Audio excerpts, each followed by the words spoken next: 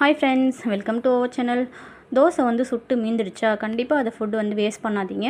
Waste பண்ணாமல் இதை எப்படி ரீயூஸ் பண்ணலாம் அப்படின்றத பார்க்கலாம். இந்த மாதிரி மீந்து போன தோசையை வந்து நம்ம சின்ன சின்ன ஸ்லைஸாக வந்து கட் பண்ணி எடுத்துக்கலாம்.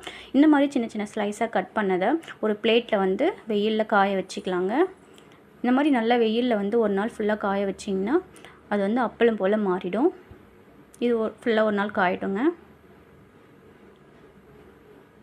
பாருங்கள், இப்போ வந்து நல்லா காஞ்சிடுச்சு. இன்றைக்கி ஃபுல்லாக இந்த வெயிலில் காஞ்சது. இது வந்து எப்படி அப்பளம் போல் மாறி இருக்குது பாருங்கள். நல்லா உடச்சோம்னா உடையுது பாருங்கள், நல்லா காஞ்சிடுச்சு.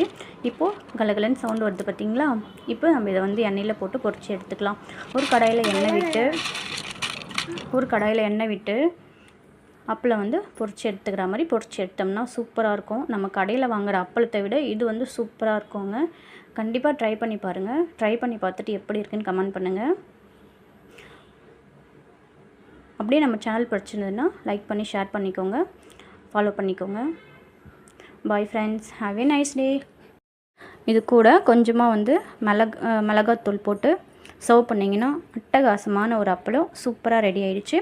கண்டிப்பாக ட்ரை பண்ணி பாருங்கள் ஃப்ரெண்ட்ஸ். பாய். பண்ணுங்கள், ஷேர் பண்ணுங்கள், ஃபாலோ பண்ணுங்கள்.